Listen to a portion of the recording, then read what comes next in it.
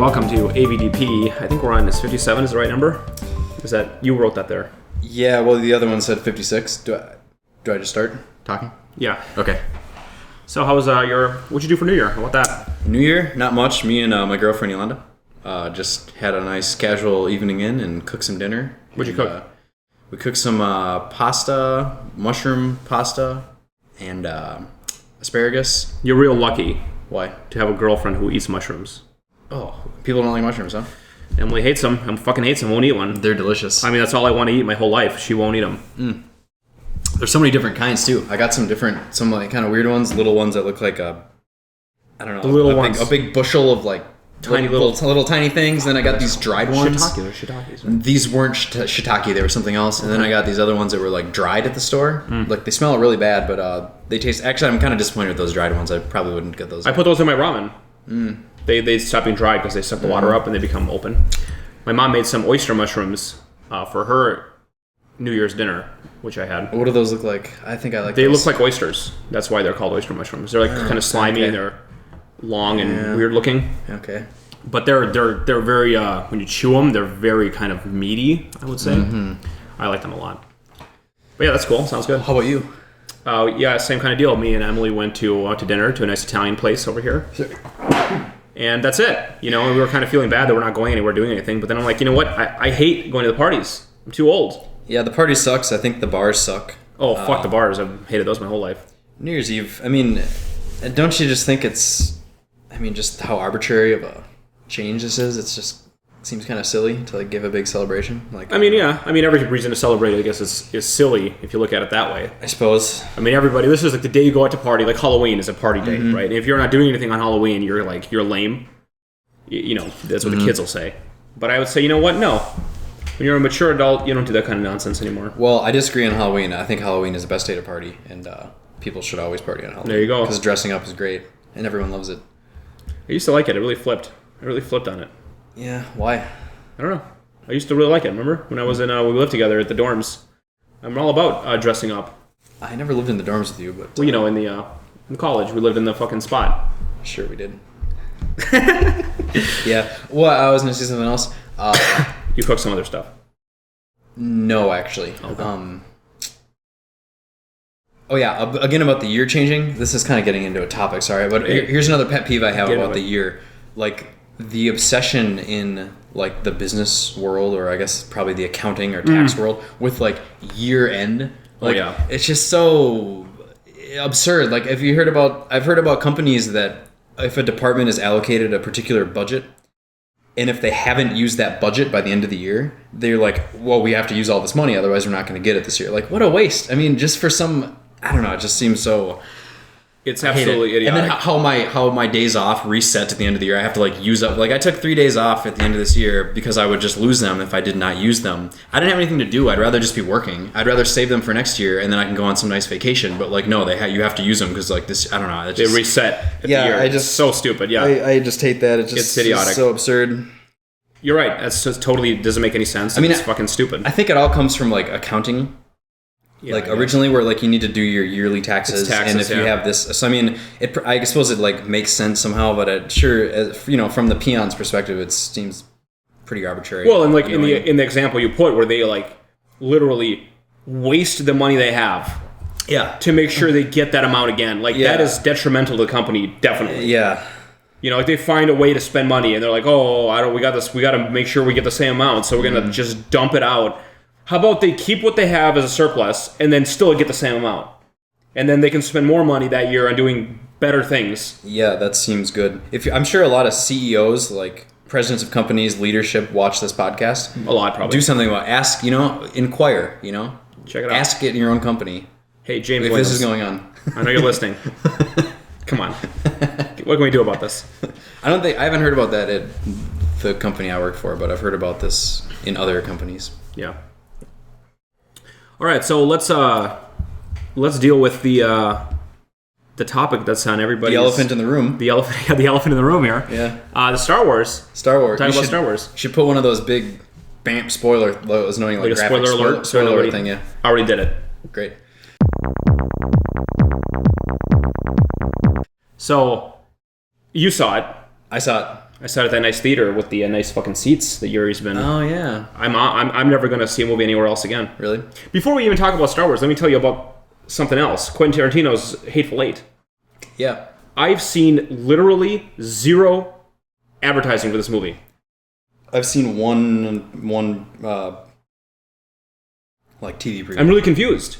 Like, what's going on? Are they not advertising for it, or am I not in the target audience where I'm just missing it? Because I'll tell you what, I've seen 3 movies in the last 6 months, and I feel like I've seen a trailer for every movie ever, and no Hateful Eight trailers. I've been on YouTube, and YouTube shows a lot of movie trailers in their ads. Haven't seen a Hateful Eight trailer. Mm-hmm. Haven't even seen the fucking sidebar ads for Hateful Eight. What's going on? And I'm absolutely the target market for this. I love cheesy action movies. I love Tarantino flicks. I mean, I don't get it. I don't know. Maybe I haven't. Like I said, I think I've only seen one preview, and then I read an article, or I heard on the radio about he had some kind of a spat with like this theater who was the theater promised, or they told him or something. Quentin Tarantino. They told Quentin Tarantino that they would open his movie on this weekend, and then allegedly there was pressure from Disney to say you have to push this back a week because this is all Star Wars week. I heard that. So too. He was all pissed about the theater or something. I mean, I don't. Maybe it's all made up or like whatever. Yeah, who cares? I heard that. I heard that he had to push back his movie because of Disney pressure. Yeah, I haven't seen Hateful Eight. You? No. It looks the preview. I mean, it reminded me just like of Django. Or Django? Well, whatever. It's in the same time period. Yeah. It doesn't look like the same movie, though. Yeah. It looks like a bunch of guys locked in a cabin who have to like deal with an internal kind of whodunit sort of situation. But instead of whodunit, it's like a who's gonna do it, because they all want to kill each other, but someone's gonna make the first move, and then so it's like a free for all with 8 people, and they all want to be the last one standing, but they're not overtly enemies. So it's kind of a cool premise, I feel like. That's what I get out of it anyway, out of the trailer that I watched intentionally. I had to seek it out. I'll see it. Yeah, I mean, I love Tarantino movies, so I'll definitely see it. So anyway, I saw Star Wars in 3D. Oh, 3D? Oh, God, why?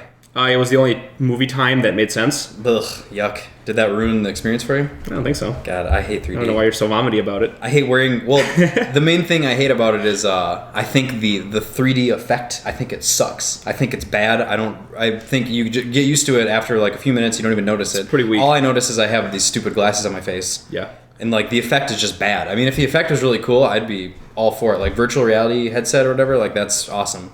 I mean... Yeah, I just think the effect How long do you sucks. think it's going to be before we have full-on, like, Oculus movies? They already have movies. They release feature films. And the one In Oculus? Yeah, in, like, virtual... I mean, YouTube has a 360 VR channel. Like, you can search for VR, 360 movies and watch this on your device or whatever. What kind of movies? What do you mean? Well, I mean, the ones that YouTube has all sorts of different kind of ones. How would that work? Like, let's say they're making a Star Wars movie. It would have to be done specifically for that. They couldn't retrofit a movie. Yeah. But then it's like, what would you do with a movie like that? You know what I mean? Oh, I think it'd be awesome. And it would be awesome, but like, how could you, like, let's say you're watching a cantina scene, okay, and it'd be so cool to look around and see the cantina, but, like, what if you lose track of that? Like, would the audio be, because you're still watching the characters, but if you get confused and you look away and then you're like, oh shit, something's happening behind me and you can't find them again, like... Yeah, well... It could be weird, right? I actually went... So I have this VR headset. It was called, or it still is called, Gear VR, I think it's called. It works specifically with the Samsung phone. It's made by Oculus. But you use your phone. Like, I use this is a Galaxy Note 4. You plug the thing in and it's like you're using the screen and it runs all the applications and you look all right. Like, it's awesome. It works like fantastic. They have there's like a music video that's on there, and they have some other video kind of previews. Like, one is a helicopter flight over like Iceland or something. Mm-hmm. Another one is like this music video where there's like this guy playing different instruments and stuff. Like, it's really cool. And I went to this meetup also that was for developers for virtual reality things. And they talked about that, like, how do you get the viewer's attention, like in a game specifically, like they need to look behind them. They just said to use cues, some kind of a cue where they have to look. Like an arrow would pop up? Yeah, I'm not sure. I suppose that would probably work, but I would imagine having something within the scene that would be a cue. Like, maybe all the characters look back, and then you're going to look back there. Mm-hmm. That would be a way to do it. I think that'd be awesome. That would be cool. That would be cool. I'm just trying to wonder how a scene would work if, like, there's a dialogue going on and you just kind of wander off. Especially if it's not an action scene where there's just, like, a dialogue and you get bored. Like, let's say there's a dialogue going and you think, like, the movie's not very well made and the dialogue kind of sucks, and it's kind of boring. And you're hearing it, but if you look away, you still hear the dialogue because it's the dialogue of the movie? Do they have to write dialogue for all the characters so you can like look at a different table and kind of get focused on that? You know, I mean, I suppose you could do it however you want, but that'd be so much more work. You know what I mean? Like it'd be so crazy to do that, and that movie would. I mean, it would have to be a movie specifically for 3D audiences, which would make the audience really narrow. Because, like, 3D people, like, you hate 3D, for example. You know, a lot of people are going to hate the virtual reality. So they're making a cool movie like Star Wars 10 or whatever it might be. They'll have the 3D Oculus version, which will cost them a shitload of money to make, but nobody will see it. Maybe. I'm not sure how much more it would really cost. Well, if you're trying to... you don't have to worry about this much of your scene. Now you have to worry about that much of your scene. I mean, that's for sure going to cost a lot more money. You got to like write the cantina, like what's behind them in the cantina. They got to like write that in and animate it and like write dialogue for all that. Like it's a whole fucking endeavor. And that's just the cantina scene I'm talking about. Then you're in the Imperial Star Destroyer and you got to look behind you. That would be sick. You see the battle. Like, that'd be sweet. In a battle would be amazing because then you can look around wherever you want, and it'd be almost add rewatch value to your movie because you watch different parts of the space battle. It'd be super sick. But in the scenes with dialogue, it'd be super confusing. I feel like they'd figure it out. It'd be fine. Figure it out. The one feature film that I saw, I didn't watch the feature film, but it is a 360 one. Some kind of like a scary movie, and like someone's saying it's not like it looks terrifying. Like I'm not sure if I'd watch it, to be honest, because I'm ashamed when you came to that party and I tried to have you use the 3D thing. I didn't have the right software or whatever, but it's a shame. I should have brought it over here like I said I was going to do. But anyways, it's really immersive. So like I would be scared to watch. Like I might not watch a scary movie because I think it would be. I watch people do that, and they say the reason it's so scary is because you can't escape. Because you're in it; it's on your head. Yeah. Whereas if you're playing on your computer, you can look away. Yeah, you can like. And you don't even know how scary a game can get or a movie or something. Amnesia scared the fuck out of me when I play that game. If I was playing Amnesia on an Oculus, that'd be like the scariest experience of my life. Yeah. I mean, that'll be that for that reason. I think I'd get one because that's the best way to do that. It's cool, man. It's really cool. Everybody I've showed that thing to was quite impressed. My grandma loved it. She was like all about it. Like that's cool. They have all. I should have brought. I'll bring it next time. I really we're fucked up a spoiler because we never talked about Star Wars. Oh yeah, I guess we talk about. What are people supposed to do when they get a spoiler alert? What do they pause the podcast? Or they fast forward? Well, here's what you do. Tell them you should put into that thing. Say we stopped talking about Star Wars at 14 whatever. And we started talking about it 10 minutes from the spoiler alert. Yeah, that. Oh yeah, good point. Maybe we should put it in. Maybe we should put it in right here. Already did it. So all right, let's talk about Star Wars for real. So you saw it. Yeah. Why don't you give me your? Well, I'd give it a... out of 10. I give it... No, out of 10. What are you talking about? Well, we'll do... I'd give it a 1 out of 1. 1 out of 1. What about out of 10? No, thanks. You just won't rate it. 1 out of 1. However, my beef is... I'll start with the bad. I think that it just was so derivative. Like, every character... Like, they reused all the characters. They reused all the same, like, plot devices. Like, a giant world-destroying thing is, like, going through and they need to stop it in the nick of time and they have to fly through something. I mean...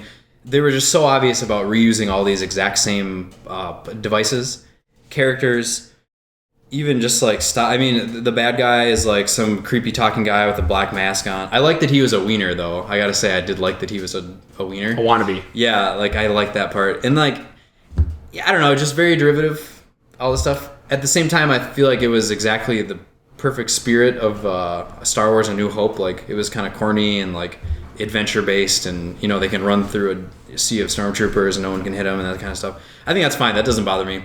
It's more just I would have liked a little more originality and some kind of stuff. For instance, there wasn't a single new song that I remembered at all. At least in the prequels, there was one good new song, the Duel of the Fates one from Phantom Menace. And there was no new vehicles. The only new vehicle was that dude's Darth Vader 2's like new shuttle. And they only showed that like landing and taking off. Like there was no cool new vehicles. They said the same, like the Star Destroyers looked about the same. They used X-Wings for all that thing. I guess there was the chick speeder, like I guess that was fine. But I mean, all of the prequels, you know, whatever. At least they had cool ships you could think about. Yeah, I didn't really see that as a problem because this is only 20 years later, right, from the movies. So like in 20 years, when are they going to get rid of all the X-Wings and make new ships? They don't need to get rid of anything. But if you look at A New Hope, Empire Strikes Back, and Return of the Jedi, there was all sorts of variety of spaceships between the movies. There were just all these spaceships out there, so they showed them in different movies. I mean, they could have had some cool spaceships. Let me tell you what I think about this derivativeness. I agree, it definitely is. But I think it's kind of good because the way the whole universe works and the way the Force works, it almost... wants it to be that way. Like there's always two Dark Lords, and there's always like the Jedis, and they kind of like there's awakenings, and it kind of follows almost a cycle where it feels like it's appropriate that it is the same arc that it was before. It's like a history repeating itself in this way, and it's like the Empire never learns, and the Force always has to come up out of the grassroots and kind of take over. I mean, I guess the prequels kind of fucked that all up.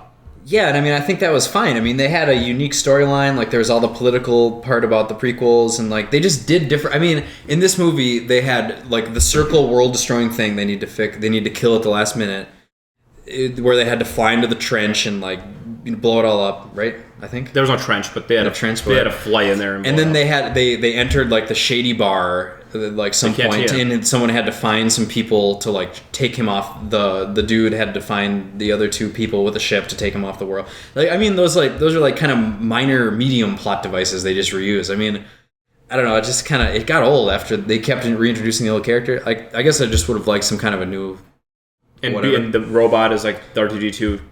Again, yeah, I mean, it's for the funny, like, and then there is our wise guy robot, who's so cute and adorable, and nobody can understand him except for everybody but you. He was fine. I mean, he was cool, but he's like the same. It's the same character. Yeah, he's the same character. Is what I'm saying. Yeah, you're right. That is interesting that they're so. So here's the other thing. People always talk about spoiler alerts in this movie. Mm-hmm. What's the spoiler? There's only one spoiler. Is it that Han dies? Han dies, I That's guess. the spoiler. I mean, I knew he was going to die. I smelled that from like forever ago. Like, Han's going to for sure die. He's too old anyway. You know what I mean? Like, to be doing this kind of action shit. But yeah, I mean, I really hated it when he died. Not because... Hated it? I hated the whole... Here's my whole gripe. Is we as the audience have no reason to believe that Han has any chance of convincing Vader 2 to stop being Vader 2. Yeah. Well... They've had no interactions that we're familiar with. They have no relationship with each other that we're privy to, other than he knows that his son is that guy. Okay. I thought there was a chance. You did? A bit, because earlier, Vader 2 was talking to the Force God or whatever, and he was saying like how he feels goodness or whatever. You remember he's in his quarters, in his room, and he's like talking, he's like asking for strength from Vader because he says he's like starting to feel good or something like that. Remember that part? I guess I don't remember that. That was early in the movie. Yeah, he seemed to be kind of wrestling with his own evilness. Oh, I do remember that. Yeah, so I thought there was kind of a chance. I mean, it felt like he was going to die, but I was, I didn't think that was a given, personally. I thought it was too soon to have that interaction happen, and that should have been like end of the second movie kind of twist. Yeah, it was not set up at all. He's like, I need to go talk to him. And then he talks to him on the ledge. Yeah. Another reused plot device out in the middle of a giant ledge on top of an endless chasm where some guy's talking to his father, and then, someone gets stabbed. I mean... Yeah, that was the same kind of scene. They did do a lot of like remakes of shots for sure. Yeah. But I got really mad. I wish instead, if Han Solo had to die, like if I don't know why he had to die at all, but maybe... Harrison Ford's like, fuck you, I'm not doing it. I'm way for him dying. I'm for any of the original characters dying. Well, sure. Because I want to... If he had to die, let's say he had to die, then I would have had him kill himself. Like, I got to stay behind and set off the charges. You guys get out of here. I'm going to like... You know what I mean? Or like, he could talk to his son, but in a way where he's not getting killed for it. He doesn't try, and then he somehow escapes and runs away, and then has to like sacrifice himself by hitting the last button to set the charges, whatever. He sacrificed himself for the good of the team. And then maybe Vader 2 sees that and goes, oh, there's such, selflessness here, and that kind of affects him in a way that, like, I'll never, that would be a powerful moment where he's like, fuck you, Dad, I'm never going to be not a Sith. And then he sees Dad sacrifice himself to save his friends, and he's like, oh, who would do that for me here in this empire, in this evil world, And he kind of gets a little tinge to set up the conversion. And I mean, I totally smell the conversion for him in the next couple movies. The Kylo-Ren? Kylo-Ren? Isn't it Kylo-Ren? I don't know. I don't know. Kylo-Ren? Yeah, I don't know. I smell him turning. Right? You smell that? No? Especially with the scene you're talking about, they're setting it up where he feels the goodness. He's gonna flip. I mean, I would bet money. I would bet money on him flipping. By the end of the series. I probably agree, yeah. So it would have been a great scene. I think it's more likely he's going to die. Or just get killed? He's not interesting enough, I don't think. I think he is. I think he's interesting. Is he? Yeah, because he's the son of important characters. Yeah. He shows a little progression. Yeah. He's got like a motive that's unique. You know, like he wants to emulate someone. Yeah. Like his motive isn't like what like for example, what's the fucking red face from the prequels? Darth Maul. Darth Maul. Like what was his motivation? Yeah, he was a straight up bad guy. Complete extra. Then we got Lord Dooku. You know, I mean, he was just a greedy, evil person. He was like an Emperor Junior. Mm-hmm. You know, he had a motivation to be powerful, and that was so generic. You know, this is the first one where I think he really has a motivation that's selfish. You know, like he wants to be the best.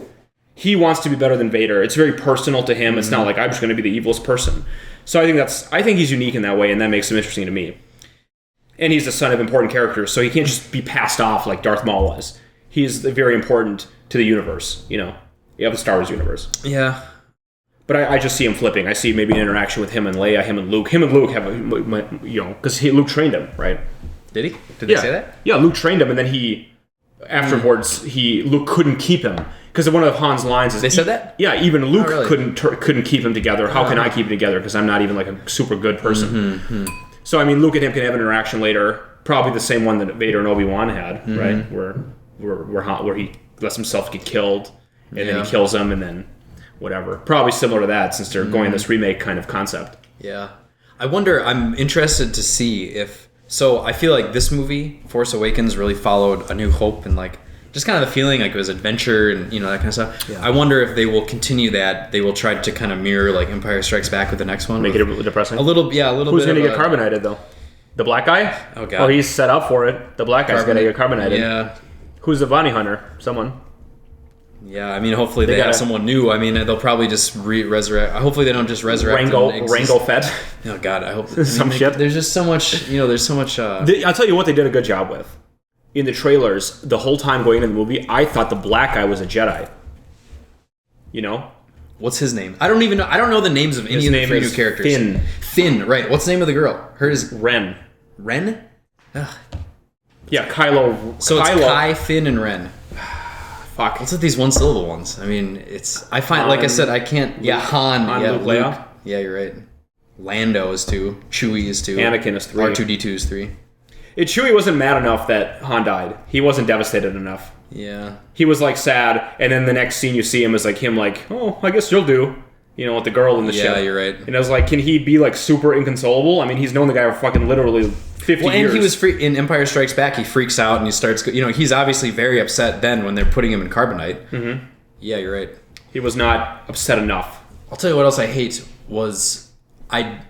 Maybe not hate. I don't like the new Emperor guy, Emperor 2. That creep? I love how he makes himself enormous. Yeah, I hope he ends up being like really short. I think that'd be really funny. At first I'm like, is this some kind of a giant? I'm like, no, it's just a hologram. He just chooses to make his hologram enormous. Yeah. That's so... He's just boring though. I mean, just like some kind of a bald, boring one. I mean, evil looking twisted guy. Yeah, I mean, it's just a little bit boring. I hope he turns out to be like not even that form at all or really small or something. Like, I don't know. I guess if he's a giant, that'd be cool too.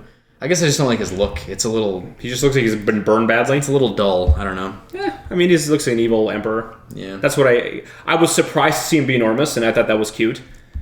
That he's just like, I'm going to make myself super big. I was reading some like comment thread, and someone else... I love when people say, in any comment or any post ever, did anyone else notice that? And it's just like the most obvious thing in the world. But it's, did anyone else notice how... The New Order, the Empire, resembled Nazi fascists. I'm like, oh really? Like, yeah. Obviously, like what gave it away? The salute, like the ranks, or the big red flags. Like what gave it away? Of all those things. Yeah, obviously they're the fascist. You know, like are you kidding?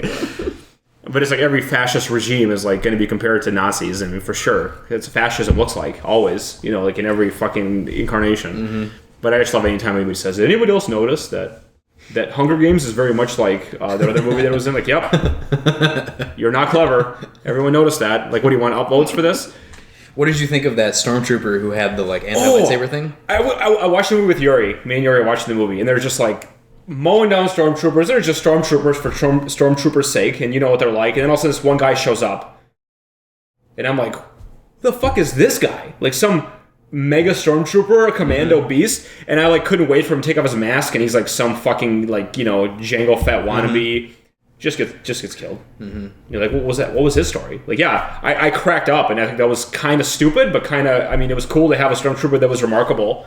But then it's like, why does a stormtrooper have a baton that can fight lightsabers? Yeah, because even there's no Jedis. Well, there was Luke though, and people must have known about him. So maybe there was more war that was going on where Luke was fighting a lightsaber. Seemingly not, because it would have made missing for 20 years. Good point. Yeah. So like, the only Jedi is Luke, and the only other Sith are our guy on their side. So this one, and then, like, do all stormtroopers have that baton?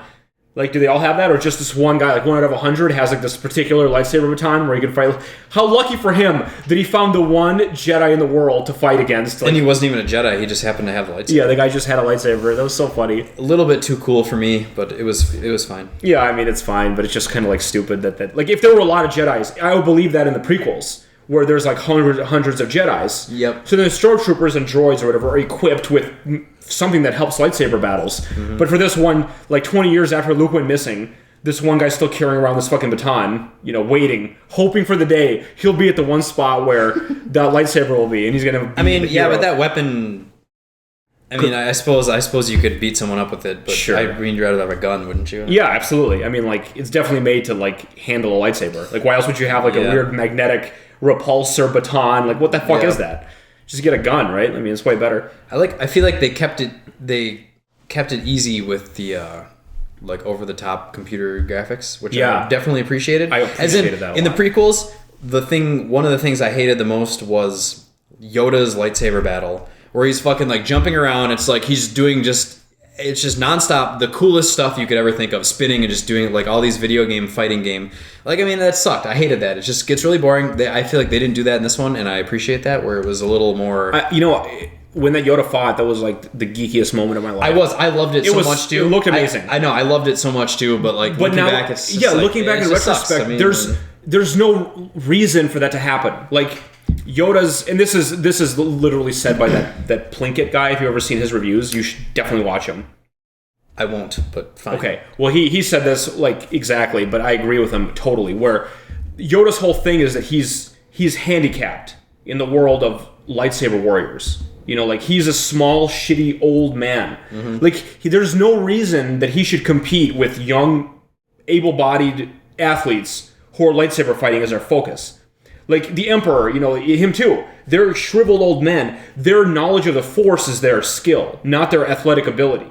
So, for Yoda to all of a sudden, like, have to whip out a lightsaber and overcome someone in that way is stupid, because he shouldn't be doing that. He should be just overpowering them in a way that's different, that's, like, not so brute force. He should have a better way of dealing with it. That would make a deeper movie, I agree. They did say it. They foreshadowed to Yoda's prowess with the lightsaber in episode 2, I think, where he's like, you can rival Yoda. Exactly. I mean, I agree that it would make a more interesting story if it wasn't just... It's done because in all the other movies, like Luke, he has to lift the X-Wing. That was the big thing. And Luke had a really hard time lifting the X-Wing. Yoda lifts the X-Wing. Yoda's like, I'm a little, here's how the Force works. I lift the fucking X-Wing. Luke is a good lightsaber fighter, and that's fine. They all have their own little skills. But to have Yoda be the best lightsaber fighter and also the best Force wielder, it's just kind of like, it's a little OP.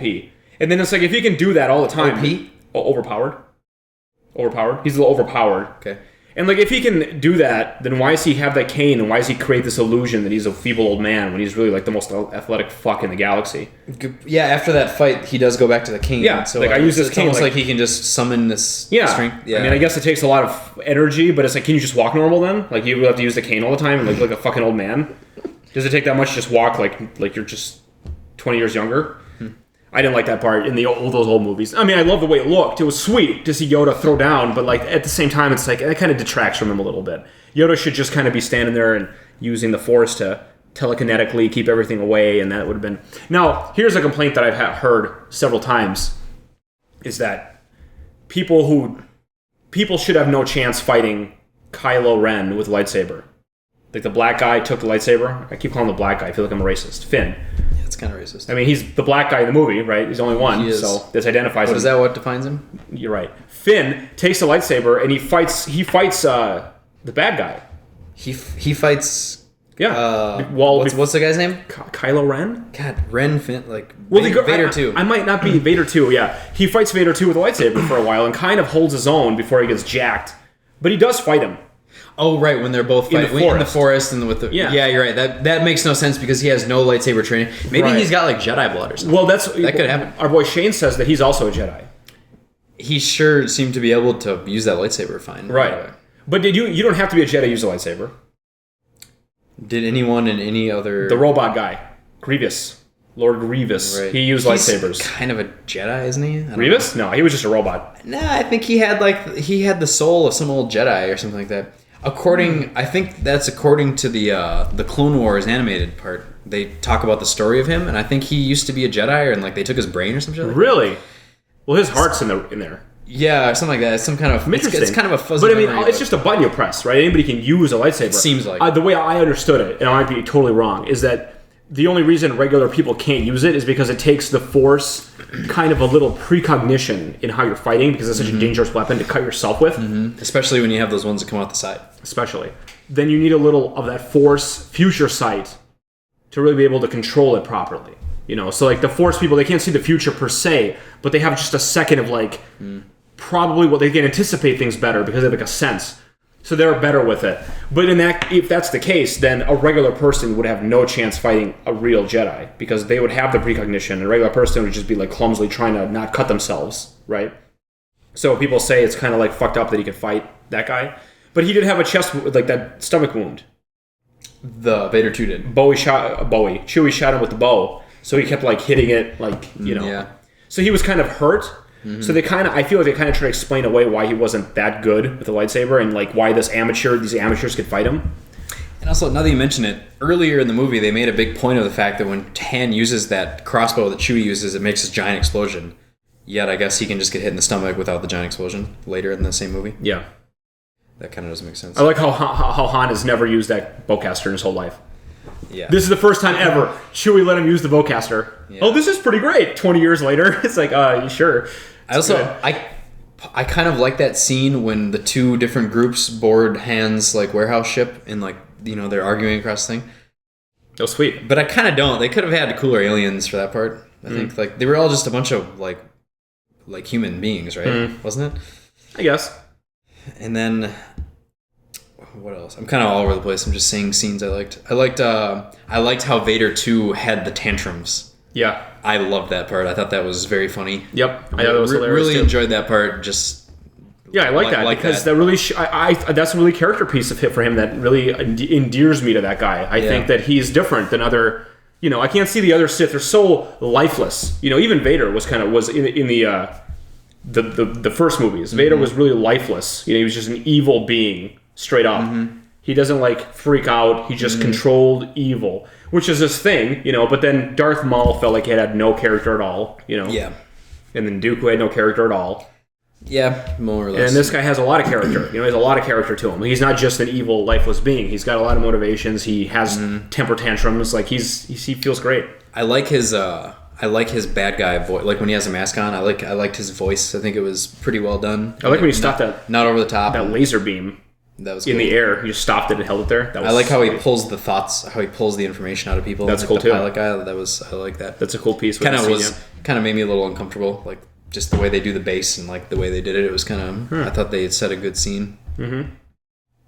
So yeah, I give it a 1 out of 1 as well. Yeah, 1 out of 1 I'd say, but you give it a 1 out of 1. Gotta admit, it's creeping down. I'll give it a 7 out of 10.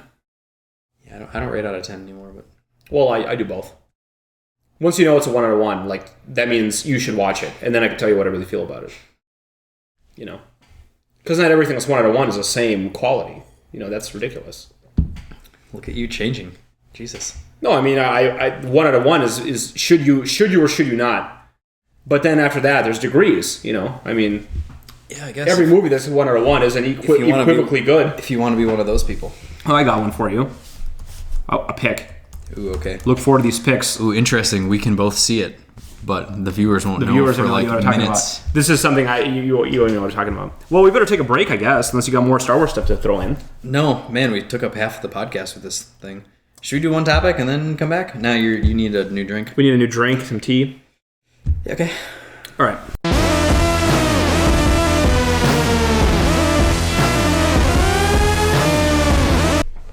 good break, huh? Real good break. So you got some good You brought all the topics today. I brought 0 topics. Mm-hmm. All the topics are Malone's. Yeah. So, actually, I want to start with this one on the bottom because this has been on the agenda for like a couple podcasts. Let's do it. So, all right, I'll set it up first before I say how I would define this topic in general. So, I went on a trip recently to Puerto Rico, so it was required a plane. Flying in a plane is, if you're concerned with your carbon footprint or how much carbon you're generating, it's a pretty bad thing to do, like compared with any other single decision like that's optional unless it's like business or something. Then it's one of the worst things you can do. Like per mile that you travel, it's about twice as bad as driving a car. So it's pretty bad. No, so when you're saying this is like the plane. Yes, divided by the number of people. Sure. So say the plane is like, I don't know, 10,000 whatever carbon units or something, divided by 100 people. So it's like 100 units per person. A car would be only less that's the math you do to figure out what your individual seats worth of carbon impact is from taking a plane trip. It's it's pretty bad. It takes expels a lot of carbon to take a plane ride. So, but what I'm thinking is here, if I really want to be carbon conscious, in theory you could say, okay, I'm not going to ride a plane. Or they have these other, I've actually heard of another thing where you can buy, like you can plant trees or something, or you pay to have someone plant trees that offsets your plane trip. Probably some slaves. Well, you're just making that up, but yeah. I heard, this was a radio report I heard. I'm just saying, would it be like, it's almost, like a satire where. Yeah, but here's what I'm thinking. Whether or not I took that flight it wasn't a direct flight, but say it's just Minneapolis to San Juan. Whether or not I bought the tickets for that flight is going from Minneapolis to San Juan on that day with like probably a full amount of people. And like, even if it's not full, I think it's hard to imagine that like the less weight is going to reduce the carbon impact that much. So I'm just wondering, so here, my question is, does me not going on a flight, am I actually helping or not? It sure seems like I'm not in that case. Then, so what I call this topic is reasoning in aggregate. So not for your own individual, like if I'm just going to go out in my backyard and like burn a bunch of like coal or something, it's pretty obvious that I'm like actually making these emissions in this case. But in the case of a plane, like I said, the plane's going to go whether I'm there or not. So then I start thinking this has other analogs and other things that are kind of tricky in terms of, am I making a difference? For instance, voting. Like my individual vote, the same person is going to win in every case, whether or not I go and vote or not. Like, you can't argue that. I mean, I just refuse to believe that there's going to be some election that's going to be down to one individual vote. Like, it's not going to happen. Whether or not I go, the same person's going to win. Okay. That's kind of the similar idea. Does my vote count? Mm-hmm. I mean, kind of no. I think no, it really doesn't. This is also similar to, I remember before you were a vegetarian, you said the same thing to me. You said, is me not eating a hamburger, what is that going to do? Like, that's not actually going to do anything. Like, what the hamburger's there, like it's sitting there in the grocery store. The animal's dead, whether or not I buy it or not. So I guess this is kind of the end of my setup for this. I'm not really sure what, kind of just want to discuss this idea of reasoning in aggregate. Yeah, and this is something I wrestle with a lot being vegan now, is that, I mean, I think for sure it makes a difference, and here's how I explain it to myself. You think of the money you pay for the damage you do as a donation to a cause you don't support. Mm-hmm. So, let's say in my life, and I kind of really did like careful math on this, and I say, let's say in a year of being a meat eater myself, I spend $5,000 a year on meat. Let's just say that, grocery store trips. Since I became a vegan, I have not spent $5,000 a year on meat. That is a $5,000 donation I make annually to the industry that creates beef. That's that much money less they make every year. Okay, so then by me not paying for an airplane ticket, for instance, that's not supporting the you're not donating passenger money. Aviation Exactly. So you're not donating them that money. So does that matter though? I mean, is that does it matter? Is $5,000 in a year to like American Airlines? I mean, that matters nothing to them. That's their error probably. Well, sure, but I mean in your, I mean, you're not going to make them go bankrupt. 100% not. Mm-hmm. But the idea is that if you believe in a clean environment and you're opposed to making carbon emissions, then it should matter to you. Because what does it matter that you donate $50 to the Red Cross? Does that matter? Does that make a difference? It makes the same difference as you donating not $50 to the airlines. Yeah, okay. You're financially making that donation or not making that donation. Like, you would have donated them your plane ticket's worth of money. Instead, you're not. So does that make a difference? Well, arguably, they're still going to be in business. But yes, I think it does make a difference. And the whole aggregate piece is if your mentality infects other people that also make that decision, then it starts. Yeah, that's the voting thing. I mean, that's a different. Yeah. I mean, that's what people always say. Like, yeah, if you don't vote, of course. But if everybody doesn't vote, they're like, yeah, I don't disagree with that. Mm-hmm. Just saying, if I'm sitting there on election day, should I get up and go to the polls or not? I mean, no. Like, why would I? I mean, I'm not going to change anything. Like, I mean, there's not much of an analog for your money over year argument for voting. For voting, you're right. It's very different, and especially if it's if it seems like you're in a blue state or a red state, then it really kind of seems like it's pointless. Like, the red state's going to be a red state. But I mean, regardless, it always is. Well, what if you're one of the fringe states? Then your vote might matter. But to come down to one person, I mean, the only way that makes sense to say that your vote would is if you say it comes. If 3 people thought like you, then it's going to matter. But you're right. 3 people would, but what about just me? Just me doesn't matter. It's never going to matter. I mean... Well, I mean, you're a math guy. You know what? You can't say it will never matter. Like, what if... I'm confident saying it will never matter. What if it does matter one time, and then yes, the one time you didn't vote, and then that's the time it would have mattered? Then it would be a tie, wouldn't it? Or I would only be able to push it from a 1-vote loss to a tie, or from a tie to a 1-vote win. Or something like that. But it would be a win in your favor, or preventing a loss against you in that one case. But I mean, I don't know. I think my moral from this is that the only way you can actually make it... So maybe this. Thinking that you not going on an airplane trip is never going to make a difference, period. You voting in an election is never going to make a difference, period. You stopping your own meat consumption habits is never going to make a difference. The only way to really make a difference is to convince others to do stuff. Yeah. I mean, that's kind of what I lead. I guess it's not that surprising. But then let me ask you this then. If you are a guy who just hates carbon and you're like, don't ever fly anywhere, mm-hmm. and you convince 10 people to never fly anywhere, and they like wholeheartily believe that mm-hmm. you're right and they're not going to fly anywhere, mm-hmm. can you still fly anywhere you want? Well, another interesting argument about hypocrisy. Right. I mean, a lot of people, there was just the big climate conference in France. Okay. And I've seen on like some dumb Facebook, or Instagram like text thing. Sure. Calling the people who go to it hypocrites because they want to reduce carbon. They took a plane. I mean, you have to take a plane there. Like, you can't drive. It's an interesting question though. That it's like, should you practice what you preach? Mm-hmm. I would argue that's fine because that has a greater goal of impact, making a change greater than one individual flight is going to make. Mm-hmm. I also don't think hypocrisy makes you wrong.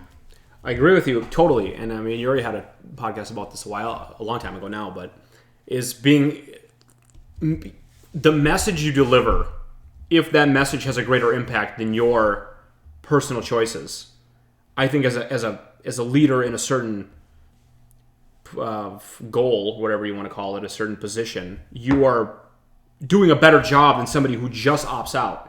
Does that make you a better person or a worse person? Well, that's up for debate. You can maybe like Gandhi, or not Gandhi, but like maybe a guy who doesn't do anything ever and lives in a forest, like the bomber. What's his name? The bomber who lived in the forest. Kaczynski.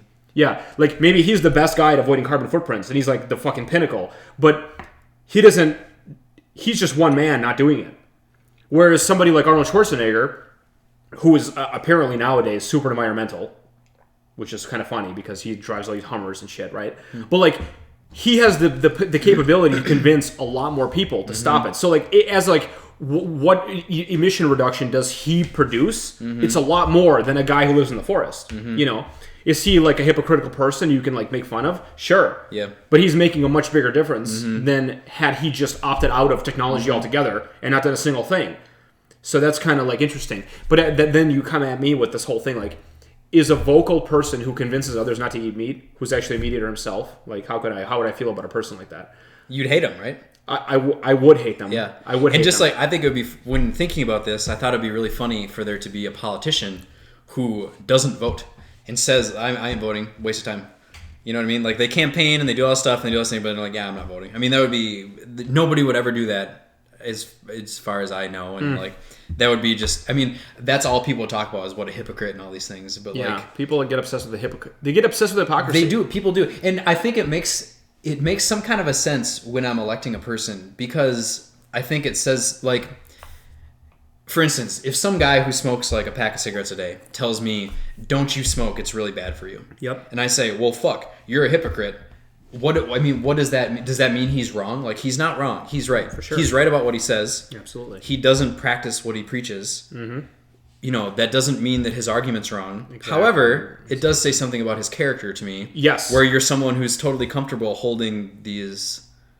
Although I don't know, it's kind of fuzzy because maybe he's doing better by telling people not to smoke, but he just enjoys smoking. Yeah, I don't know. It's kind. I mean, you're right. You're right in saying that it affects his character, but not his argument, and that's a thing that is important because when I see hypocrisy brought up all the time, it's like it's always to discount the argument. It's to discount the argument. Where they say these protesters. This is when I see it. I've seen it multiple times. These guys are protesting oil production, and they're still using phones and having using cars to drive to the protests. It's like, well. Yeah, they have to use cars and phones to live their lives, but they can still protest oil. Like, if their arguments against why oil is bad and we should use solar are sound, you need to argue against those arguments. You can't just say you are wrong because you use a car. That doesn't stop them from saying solar is better. You know, like, you got to understand what you're arguing against. If you want to call them bad people, sure. But that's not the point. You know, the point is like what's worse is a power source. So yeah, I mean that's for sure. What is that? What's the Latin word? That's an attack of the person. That's just saying ad hominem. Ad hominem. Yeah. You are a bad person. Therefore, your argument's invalid. But that isn't. Their argument's not invalid because they're a bad person. It's like the pot calling a kettle black. That's like an old wives' tale of like what is. But that's not logical. The pot is black and so is the kettle, but that doesn't make one or the other invalid. It's very, especially when elections are coming up. Oh yeah, you hear. I mean, it's so common. This he wants to stop drugs, but he smoked marijuana. Yeah, accusing someone of hypocrisy as a means to, refute their policy choices. Yeah, refute their policy. It's absurd. I mean, like especially with budget or especially with war or whatever. Like the Democrat, the Republicans. He never even served in the military. Yeah, but he wants to vote for more military, whatever. It's nonsense. It's stupid. But if people fall for it, and that's why they do it. I mean, they know that. It's very appealing. I mean, especially in the case of the guy who smokes a pack a day and says, you really shouldn't smoke. I mean, it's the most obvious thing to think, well, what the fuck? Why are you telling me this? You're smoking cigarettes. Like, it's very natural to not believe him, this person, this hypothetical person, but I don't know. Yeah, I mean, my mom smoked, and she tells me not to smoke. And, I mean, I thought, like, well, why don't you stop? Well, she would say is this okay here? I mean, it's fine. Whatever, it's fine. She would just say because I can't quit. But if you never start, you never have to worry about not quitting. That's what she would tell me. She's right. She's right. I mean, I never started, so I never had to quit. And she never quit. So there you go. It's a good topic. I like this one. This is a good one. What else you got for me? Okay. So next, let's kind of go up to the top. So this kind of relates more or less. I want to talk about math education. So I read a lot of math or science kind of oriented blogs and stuff like that. Like big math guy. Practicing. I'm a big math guy. Something I hear a lot. You're a tested actuary, are you not? I'm not certified. I never finished. I didn't get a full certification, but I've completed some of the tests that you take for that. So that's this guy knows what he's talking about when it comes to math. I studied math in school. I've done a lot of math. I think math is really fun. I've been a tutor and a math enthusiast in general. So I read math people deride United States like math education. And they say for one, you've seen like the rankings of like test scores or whatever compared to other countries, and USA usually isn't near the top. They're kind of in the middle. I'm not doing so great. I mean, that's fine. I don't, whatever. It happens. The more the criticism I hear more often from the people who I read that's a little deeper is people say that it's the rote just doing an endless series of problems, like algebra problems. You just do 100 problems, you take a test, it's 100 more problems. You do all this stuff with no context and no way to actually make it interesting. And you're just rote learning all this, not quite memorization, but kind of the similar level of just mechanical, following the rules and solving for X and all this stuff that they say is bad and turns students off from mathematics. And I think of, for instance, you or some of my other friends who back in school weren't really fans of math and didn't like doing it as a class, but you're very interested in some of the cooler math concepts that personally I didn't learn until college, like infinity, or like what infinity is bigger than another one, or all, there's a million things that are really, really cool. We were never exposed to these things back in school. We just did all this rote thing to, solve for X and all this kind of shit. So that's one side, saying the rote education is bad. However, on the other hand, I look at myself, someone who went in college, I went into mathematics and physics, and I felt like I had not a leg up, but I was comfortable doing the more advanced stuff that required very good algebra skills and all these other kind of skills. I think probably because I was forced to do all this boring shit for my entire high school education and like middle school. A leg up on who? Your peers? Well, I mean, not a leg up. I'm just saying I was comfortable doing it. The complexity of the material and the problems that you had to do once you get to even an undergraduate college level of physics and math. Okay. Like if I sucked at algebra and I wasn't good at algebra, I would have had major problems in all these classes with all this stuff. So I guess my more general question is, who should basic math be for? Should it be for your average Joe who maybe will never need to do algebra in their entire life after school, but nevertheless may be interested in some of the cooler concepts and some of the other stuff that's more accessible or doesn't require just solving for X every single time? Or should it be just for the 5-10% who are going to go on to additional science or math education and careers? In which case, for me, I think that was necessary for me to be able to succeed in those later ones. Is like having it, if I had to solve an algebra equation, I would not even have to think about it. I could just do it because I was interested in it and I liked it at the time. I'm just wondering, who should it be for? Well, yeah, I mean, in a communist Russia kind of sense, the commissary would decide based on who's got an aptitude for it, and they would just say, you are going to go on and would do more math, and they would pick for you. In America, you get to pick for yourself, but that creates an interesting problem because maybe I would have been a math guy if I clicked with math at a young age. I didn't click with math, so I never became a math guy. But nowadays, when I hear about cool math concepts, like you said, I'm really interested in them. I want to learn more about them. And I have a lot of math questions that I'm like, I wish I knew math better so I could figure this out on my own. And I never learned it because I kind of gave up. I kind of decided, well, this isn't for me because the first couple of classes I took, didn't appeal to me. So I opted out because it was my choice. If it was taught in a different way, would I have opted in? Very possibly. Very possibly I would have. And it is an interesting kind of idea. And I think, for me, I could speak for myself personally, having real world examples is exactly what I need. Like I'm super into that, and I'm really, really bad at following rules when I don't get what they're for. Terrible at it. I always need to ask, why is this rule here? And as soon as I understand why it's here, then I get it. And like the job I work in health insurance now. We have a lot of really, really, from my understanding, really stupid security protocols. Really, really stupid ones, in my opinion. So I'm always asking, why would they do this to us? It's so dumb. And until somebody explains to me, here's exactly what we're trying to solve for, then I go, okay, that makes sense to me. Now I get it, and then I can follow through. But until then, I can't do it, And math is like that, where it's like, here, do a bunch of equations. Like, what the fuck for? I don't want to do them. Like, well, here's a real world. And I always go to Adam when I have a problem with math. I always text you, and I go, here's a problem with math that I have, and you help me out. But then it's like, it's always some really basic algebraic thing that I'm working on. And if that was an example that was taught to me in school, I would have got it. Like, here's what I would have loved in a class, even in college: mathematics and video games. Yeah. And then it's like, here's a bunch of video games that you might have played and how math can help you figure out the best way to play the game just based on like mathing out something pretty simple. Because nowadays I always want to do that. there's always like games are based on numbers, like the way the games do everything, like Civilization, StarCraft. It's all based on numbers. It's all like all kinds of math that goes into it. So you can figure out the best amount of Marines or the best amount of spearmen in a certain fight, and it's all completely computer. Like it's math shit.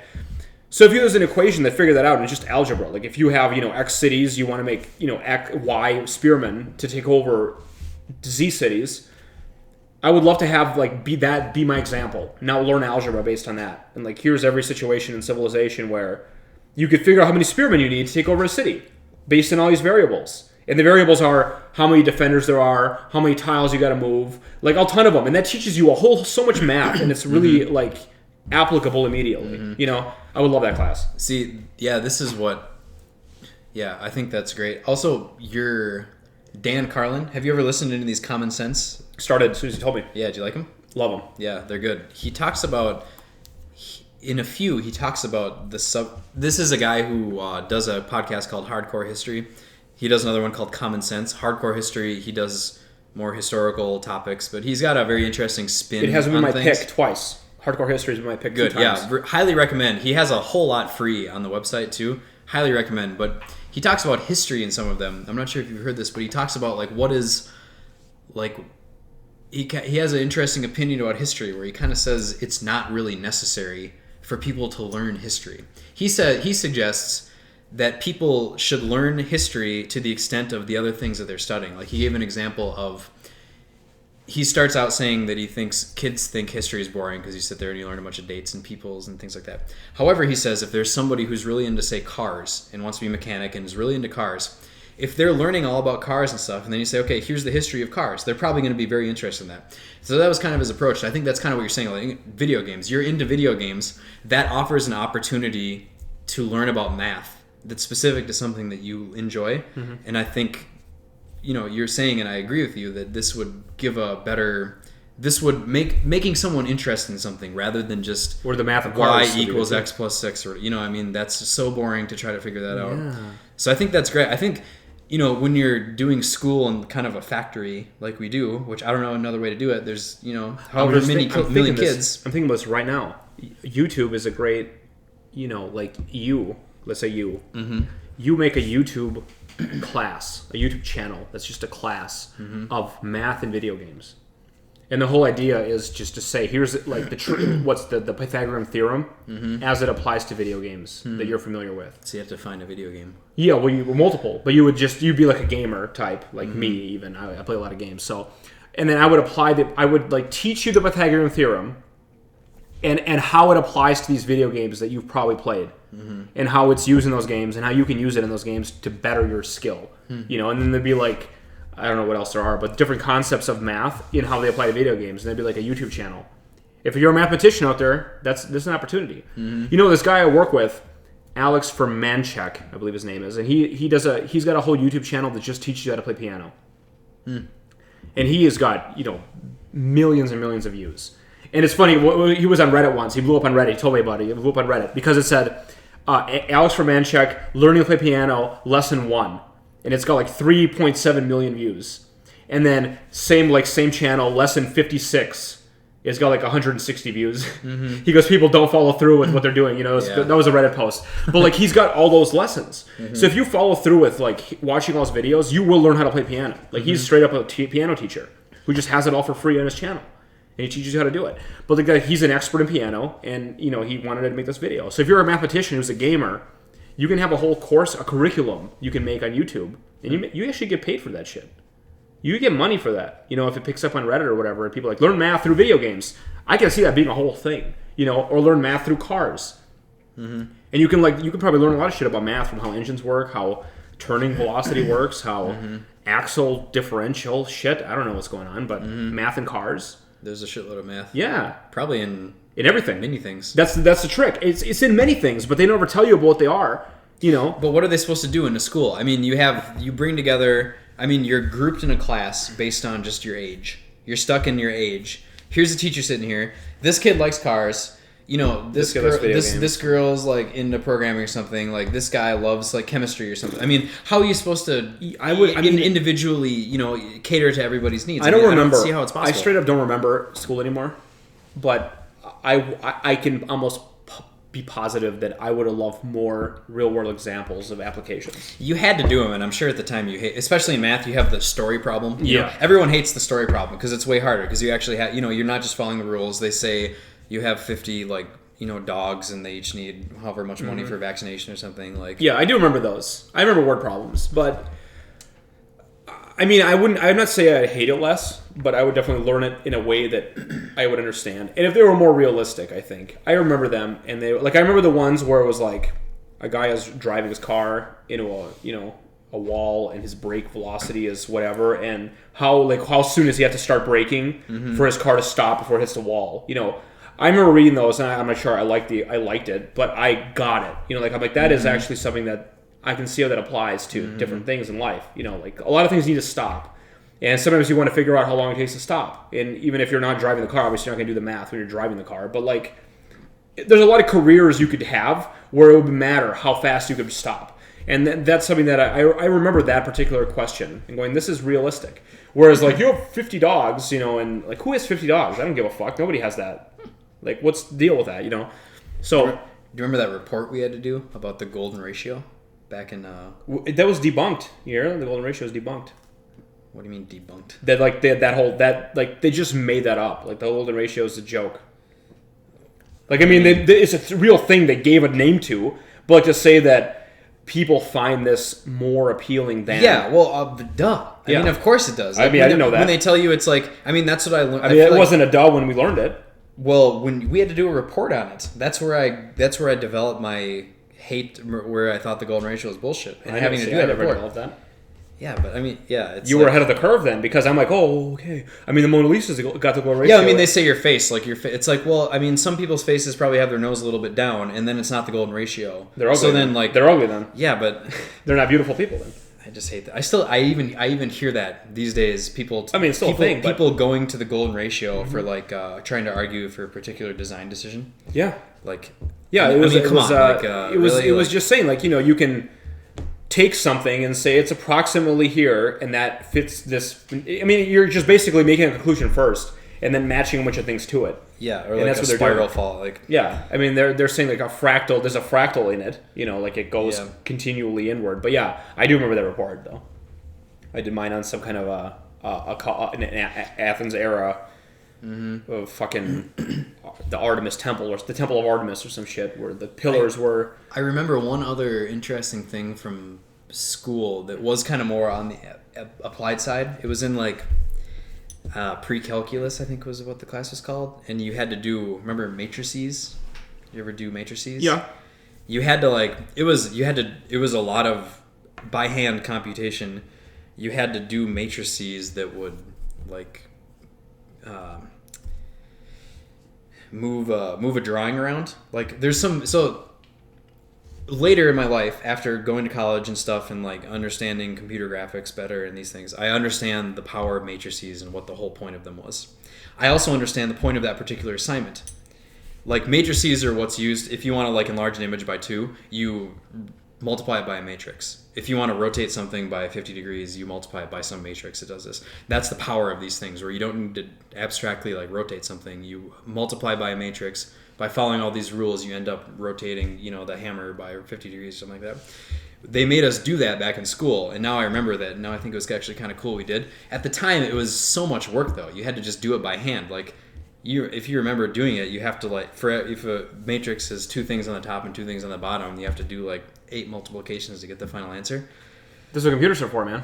Yeah, exactly. And I think that was the point of what they were trying to teach you, is that's what they were doing. It took me an additional 10 years of taking math classes, maybe less than that, to understand that was what the whole point was. This is interesting because, this is one of Isaac Asimov's kind of ongoing themes in a lot of his stories. I don't know many of them, but a lot of them, several, where there's a future where people won't know how to do math anymore. They'll only know how to ask the computer to do math. Mm-hmm. And I remember reading these, these are kind of stupid stories, when I was little. When I read Isaac Asimov, I'm like, I don't believe that's science fiction as fuck. That's not going to happen. But I was thinking, is it worthwhile for us to learn how to do simple math anymore? When everybody, every child has a phone, and they not only do they need to type it into the calculator, they can ask Siri or Google, hey Google, what's 4 plus 7? They don't need any idea how to get 4 plus 7. They only need to know how to ask, what is 4 plus 7? What's the square root of 9? What's the fucking orbital distance of Mars? Like, Google will just tell them the answer. You know what I mean? And back when I read it before like internet was primitive. There was you couldn't even Google that at that point. There wasn't even a Google back then. But there was internet. And back then I thought these stories are dumb because why would they ever stop teaching math in school? Well, because it might be more worthwhile to teach people how to ask the internet to give them math. Yeah, but I mean, can you even... I think, to be honest, I think there's... For your average person, like I said, this goes back to my original question. Who should math be for? Yeah. Should it be to properly prepare the people who are going to go on and do more math and science? To properly prepare them? In which case, I think the U.S., at least the school I went to, is doing fucking great. By the time I got to college, I had seen like all trigonometry, like all this kind of stuff that someone who's not in math or science would never have to think about or give a shit about in their entire life. So for those people, I think it's great. But for your average person, I mean, like you said, do you need to know what a sine of an angle is? Do you need to know how to like, definitely not. If you're a carpenter, yeah, but then you fucking learn it when you go to carpentry school or whatever. Then you need to learn, you learned it as need be. Yeah. So I'm not sure. I think there's a little bit too much once you get to the high school level. But let's keep going with our, let's say they just cut the math curriculum completely, okay, and they cut it. And instead they start teaching people really advanced math with the use of computers instead of like learning it, like matrices. Let's say they just stop learning matrices straight up. They just stop teaching it. You just let Google do all the matrices in the world. But then who's going to Google? Very small amount of people do that. Like the very small geniuses do that. And they're. But how would you even know that you have? I mean, you would. Well, how do you even know that you're interested in such a thing? And that's the clever. I mean, that's the piece where like you write stories about it, where the janitor knows how to do multiplication. And that everybody's surprised by that because only computers can do multiplication. Like nobody knows how to do that. And that's kind of like the mystery. But I'm trying to figure out, how did Isaac Asimov's world, where nobody can do math except for the janitor, how did that world come to be? And I'm trying to go, well, it came to be because they cut math and they say, stop learning addition. It's pointless. You're wasting years and years of kids' lives learning addition when instead you just say, what's 4 plus 7? And you get the answer. Now the kids can spend their time coming up with huge equations and like making actual real math like breakthroughs. But if you don't understand addition, you can't combine an equation. I don't know. I don't know how the world would work then. But I'm just saying, at what point will we stop wasting our time teaching things that are so easy to get? You're saying it's a waste, though. You're assuming it's a waste. I'm saying it's a waste because most people can get everything they need out of math by asking Siri at this point. Well, then why do you text me for your math questions? Because mine are. Why don't you ask Siri? Mine are complicated. I can't formulate my question. Well, yeah, this is perfectly exactly right. What if they taught me instead how to formulate my questions in a way Siri can answer them? Yeah, then you're right. I think. Like, what if you were Siri and I just had to ask you in a way that Siri goes, I understand what you're asking. Here's the answer to that. And then Siri would just tell me the answer. So my question was very complicated in this case. It was not very complicated, but complicated. I'll tell you what it was. It was, what's better?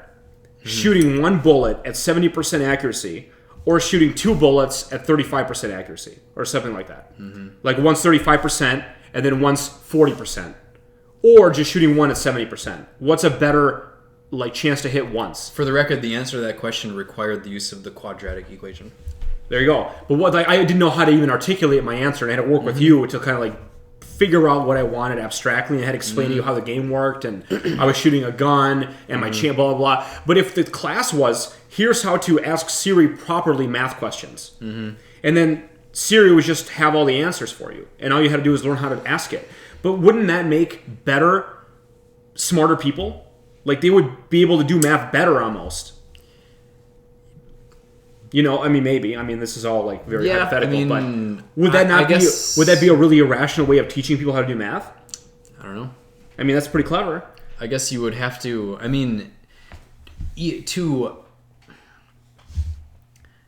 there's some kind of a truth about math that exists if you're with a computer or not. So say you're out in the woods or something and you're fucked. Stacking rocks.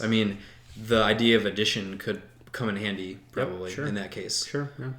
I feel like addition seems pretty fundamental. That situation is as unlikely as me being in a situation where I need to like figure out the braking velocity of a car. Yep. Which is never.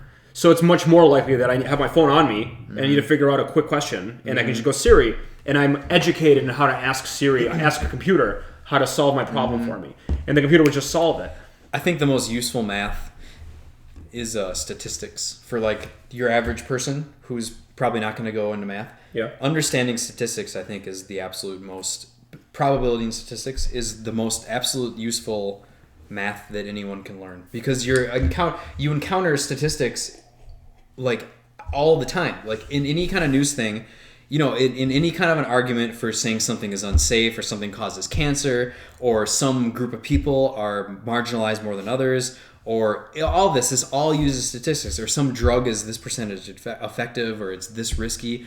It's always statistics, and people they have no exposure like really to actually trying to understand or ask a right question about a statistical thing. I think they should delete trigonometry, geometry, pre-calculus from high school, and they should insert statistics if they have to do such a thing. Statistics is way more useful to the average person's life. You heard it here first. Yeah, so I think, it's very complicated too. However, to understand it, you need to know algebra. You got to know adding. But that's about it, really. To be honest, you don't really, fractions, decimals, algebra and stuff. You don't need trigonometry to understand statistics. Well, that's no one knows best about math. I would trust you. Maybe. But I think that I'm onto something too here. Not me, but the concept. What's yours about the video game math one? No, teaching people, instead of doing math, teaching people how to ask what they want to computers who can do math instead. The computers still aren't very good at it. What do you mean? Not good at math? They don't. If you ask a math question that's very direct, they often don't give you a math answer. Well, maybe today. But Correct. Siri's gone. Google has come far from when there was no Google to now. Or if I type an equation into, an equation, I got to know how to make an equation. But if I type an equation into Google, but at the same time, I don't need to know how to do it. I can type into Google, this times this and parentheses square root of that. I don't know how to make a square root. I have no idea. I don't know how to do it. But if I type it into Google, it would tell me the answer. How to make it? You mean how to calculate it? Yeah. I couldn't, if you told me what's the square root of, 15, I don't know what to do. 3.9? Whatever. But I could type that into Google and Google would know what to do. Yes. So in that way, I know how to deliver that question to the search engine, and it would answer it for me. And this is, that's simple, but I don't know how to do a square root. But I do know how to get you the answer. I wonder if Google can do a simple financial math thing. You say $1,000 at 2% interest after 5 years. I wonder if it tells you how much it would be worth. If you can make that an equation, I bet it could. You can make an equation. It's a very easy equation. I wonder if you just asked it verbally. Yeah, if you said, Google, if I deposit $1,000 now and there's 2% interest, how much will I have in 2 years? Yeah, Siri will be able to do that. I think soon. I don't think now they will do it. I'm not sure actually, but eventually they will be able to. And that would be. I would actually say that's a more valuable education than learning the math.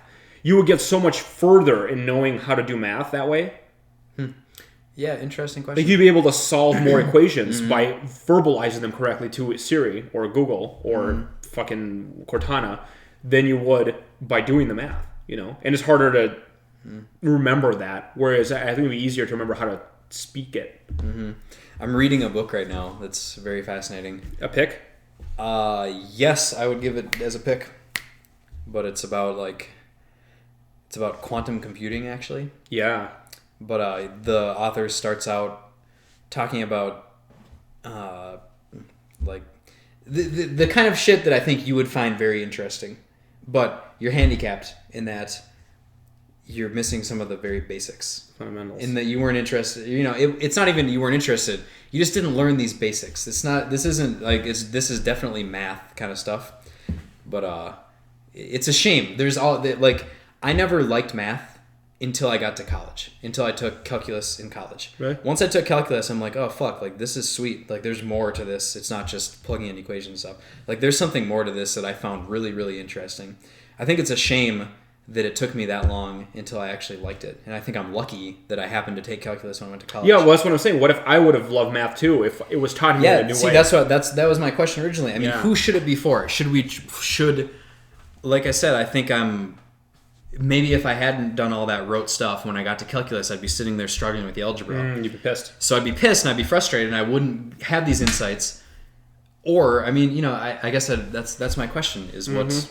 Maybe the commenters can have an opinion about give me an opinion. Who should math be for? Should it be for people who are going to end up doing it?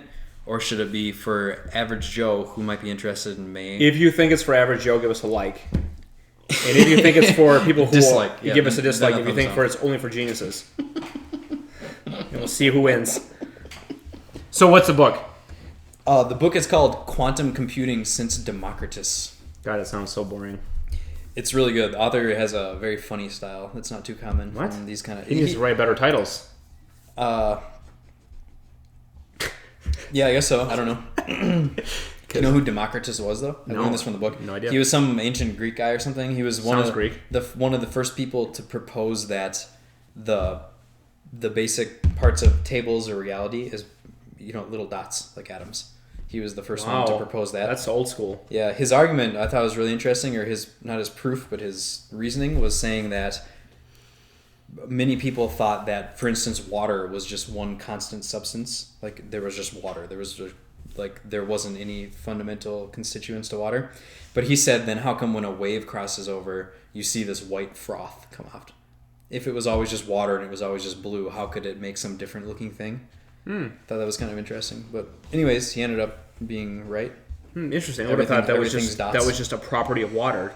Like water is one thing, but also froth sometimes. Well, he's just saying that different configurations of the same basic elements are what makes the variety of the things that we see currently, which was a pretty good prediction. Interesting guy. Yeah. That's cool. Mm-hmm. Yeah.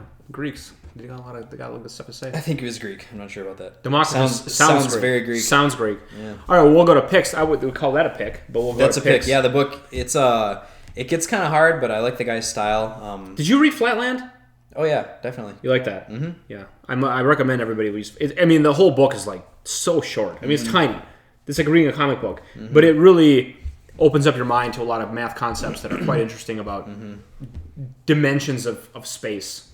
It's really cool. I liked it. It's clever as fuck. Man, I'm just thinking of more stuff that I learned in college that you personally would have found so cool. All this math kind of shit. What stuff?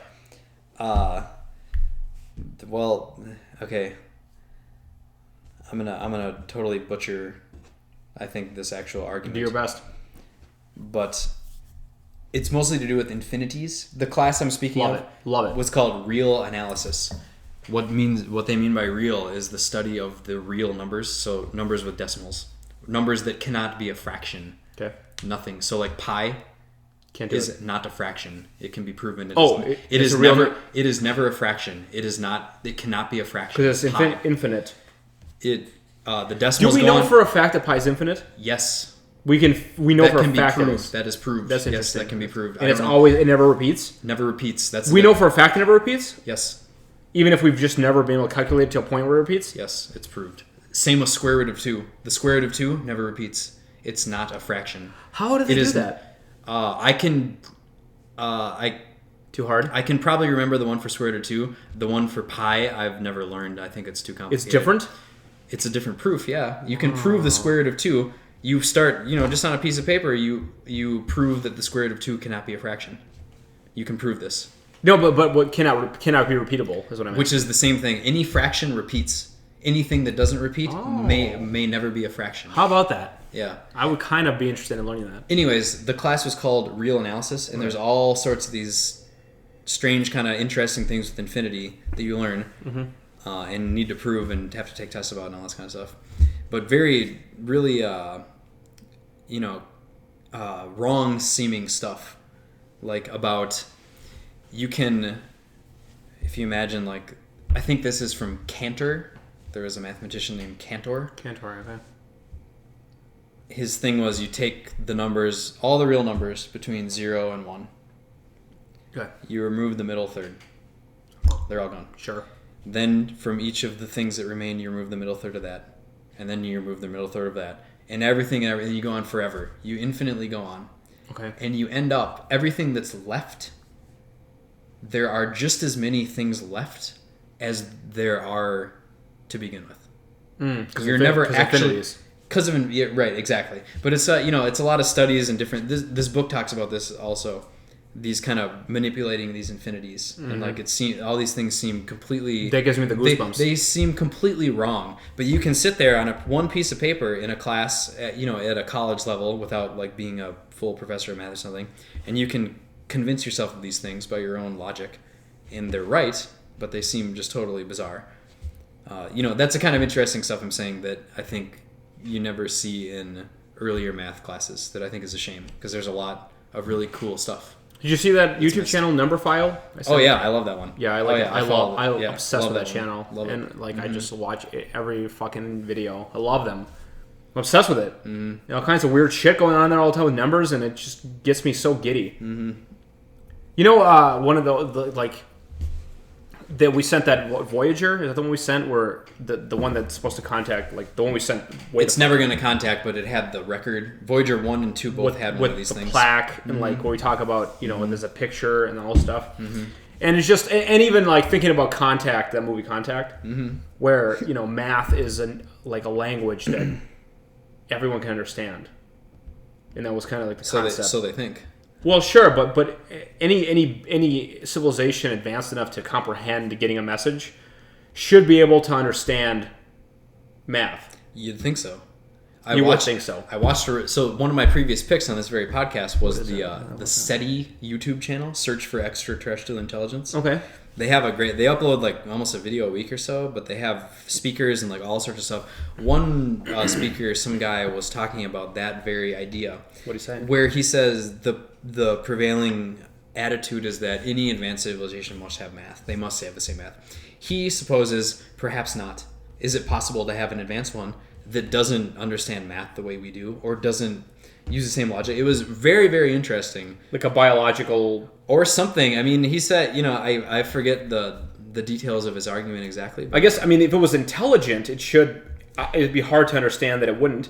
You'd think so. But I guess it was an advanced biological or insectoid being, like... Or perhaps, the argument of Plato's cave?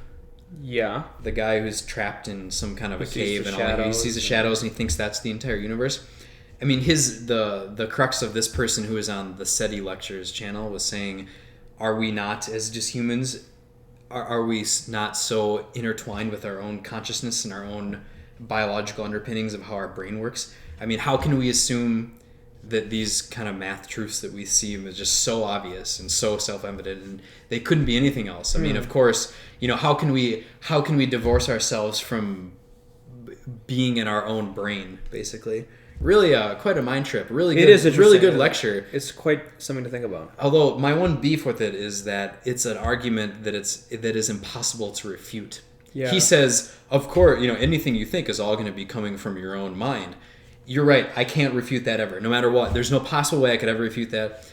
So I wonder. I always am skeptical of those sort of arguments. But if an intelligent being has sight. Let's just say it has sight, which is an assumption. It might not have sight at all. And if we showed him one dot, symbol, one dot, and then a symbol, and then two dots. Like, if he's an intelligent being, he should be able to understand that we're saying, yeah, that's addition, and one dot make two dots. I mean, yeah. I agree that I can't even fathom a way that anything else would be possible. However, I'm still stuck in this biological brain that's had, it was not meant to do math generally, and I mean, it's crazy. I don't know. Maybe there's my whole ideas of what is logical or what makes sense are clouded by that. I don't know. It's crazy to think about. It is. All right, we'll go to picks for real this time. Picks. So I watched the movie All Is Lost with Robert Redford. Which, if you don't know what the movie, it's about a sailor, played by Robert Redford, who is shipwrecked, I guess, in the middle of the Indian Ocean. And the whole movie has no lines at all. He says a narration at the very beginning, which is a letter he's writing. Do we spoil stuff in the picks or not? We can spoil, sure. I'm gonna try not to. I'm just wondering. Yeah, I won't. But yeah. I've seen this movie too. I like it a lot. I give it a 1 out of 1. I give it a 1 out of 1. Yep, it's a cool movie. It's just Robert Redford trying to survive, being like crippled in the middle of the ocean with no way to get home, and he's just on his boat and trying to survive. And it's like that movie Open Water, which is a movie that we watched, which is similar in this way, but that had a lot more. They had 2 people, so it had a lot more dialogue. Or Castaway is a good comparison too. But this one has really no lines at all. Like he really just speaks in the very beginning of the movie. He's narrating what he's writing, which is his like nice knowing you note. Okay, I'm not gonna make it, and that's the very beginning of the movie. Is him writing that like suicide letter kind of, and then the whole movie is just him trying to survive and. It's interesting. I mean, it's not like an amazing movie because it's kind of boring. I would say it's kind of boring. I was fully entertained by the whole movie. Yeah, and I watched the whole thing. I love the unique. It's unique. I mean, it's unique. A movie with no dialogue. I mean, it's with like especially a big name actor. Like it's got something going for it. I thought it was really good. Really liked it. Yeah, I mean, I did quite enjoy it. It wasn't like I didn't expect anything beyond what I got. So like I was satisfied with what I saw, and I give it a 1 out of 1. I think you should all see it. Would I watch it again? Definitely not. I handled it. Like I handled that movie. There's nothing else in there that I'm not gonna I'm gonna notice. Like Fight Club I'll watch 50 times. This movie I'll watch 1 time, and I handled it. Interesting. I've actually had the desire to watch that exact movie again lately. Really? I've seen it on like Netflix or whatever, and I want to watch it again for some reason. Watch it again. That basically never happens. That's interesting. See, I'll watch movies that are complex. I'll watch multiple times, like Antiviral. That's the movie I want to watch that movie again. And I've been working on downloading it, but apparently nobody gives a fuck. It's so gross. I can't get anything going. I can't even get it. It's on one of the streamings. Not on Netflix. It's on HBO. Then do you have HBO? I know. Or it's on something. All right, the next pick I have is the Paramount Vault, which was a pick before, but if you don't even know, you weren't here that day. Paramount Paramount, Paramount the company. They have a YouTube channel called Paramount Vault, and in it they're releasing full movies. Watch them, full Paramount movies like that they own. They're just releasing them on the fucking thing, like to stream. Yeah, one video, YouTube video, watch the whole movie. There's ads in it on YouTube. Yeah, YouTube. Oh, there's ads in it? Well, there's ads, YouTube ads. You could skip them for 15 seconds. It's not a big deal. I mean, it's a little... I wish they just had one at the beginning, like a trailer. Like, I don't like being interrupted in the process. Sure. Yeah. I mean, that's fine. Whatever, you can complain. But they're releasing full movies you can watch. You can just, go to Paramount Vault, search for them. I mean, you can't really... it's not all their movies. It's, mostly they're bad, shitty ones that are old nobody cares about. Old, 70s movies. But recently, somebody on Reddit posted The Machinist.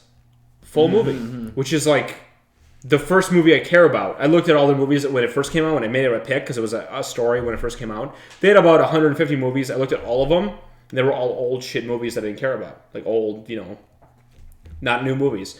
The Machinist is the first movie I cared about, and I would love to watch it again, and it's on Paramount Vault for free. So that movie's definitely a pick of mine. But also, the Paramount Vault, if they're going to start incorporating new, modern kind of movies into their vault, I think that's awesome.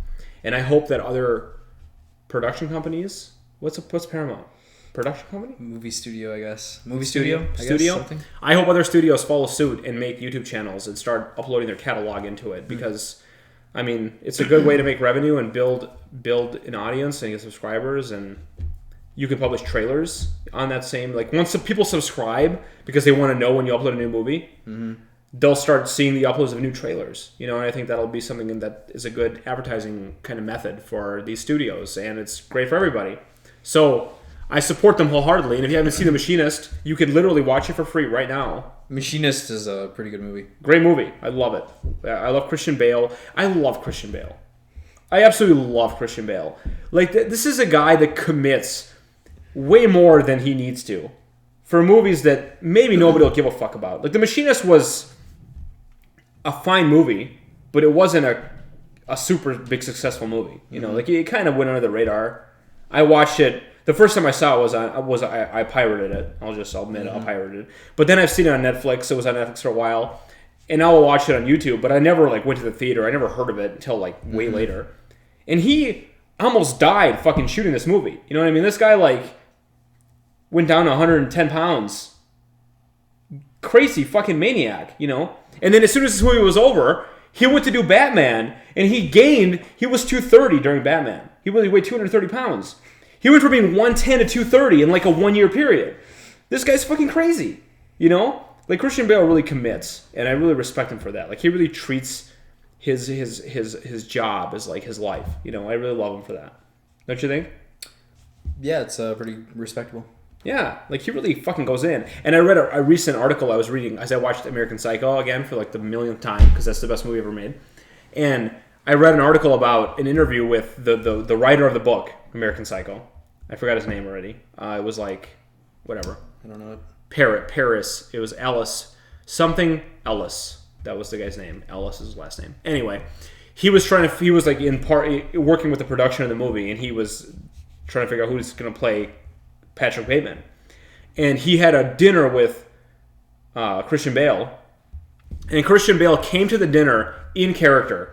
Oh, I saw this as a headline. I saw that shit on Reddit or something. Yeah. This story you're telling. Yep, exactly. That's where I read it. Oh, okay. Christian Bale came to dinner to meet the author of the book, as Patrick Bateman. Wow. And he just had like half the dinner that way until the guy had to tell him to stop doing that because it was too unnerving. Like, it was too weird for him to see his character like that alive. Wow, great salesman, huh? Yeah, and he asked him like, where'd he get that from? And he said he got it from Tom Cruise. He said being really aggressively friendly with like nothing behind it, like being empty but aggressively friendly. And that's like Patrick Bateman, and he like did that, and he just did dinner that way, and like freaked out the writers that that's exactly what he should be like. And then he ended up doing the movie. Christian Bale, man, love that guy. Love him. I love him. If I could meet him, I'd meet him.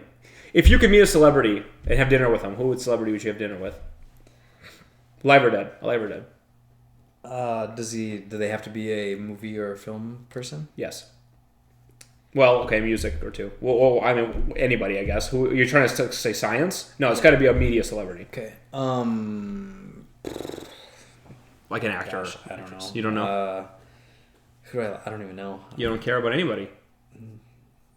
Nobody, huh? Wow. You don't like... I mean, you should just click. You don't click? You don't like media celebrities that much, I guess. Yeah, I guess not. I don't know. That's fine. Just pick the hottest girl, then. Jennifer Lawrence?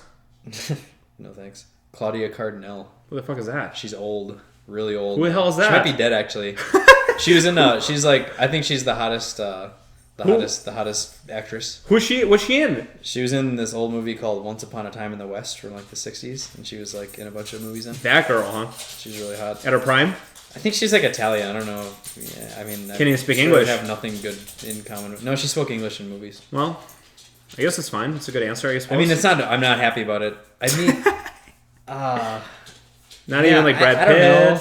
What do I want to talk to Brad Pitt about? I don't care. I don't know. Yeah, I don't care. I mean, he's Kevin Spacey. Yeah, no thanks. Who would you meet? Jean-Claude Van Damme. Okay. I think, actually, Arnold Schwarzenegger. That's my second pick. He's a really interesting guy. My second pick. Yeah, he's seeing that movie, what's it called? Pumped Up? Pump It Up, yeah. That one was awesome. Like, he's been a governor of a United States state. Like, he's had, for sure, him. Love that guy. Yeah, it's a good question. It's a good question to ask people. I feel like it gets them off guard. They kind of, like, shotgun something a lot of the time. Yeah. And it's like who they like at the current time. I'd meet Jennifer Lawrence too because she's hot. Love her. I'm in love with her. Not embarrassed to admit it. Okay.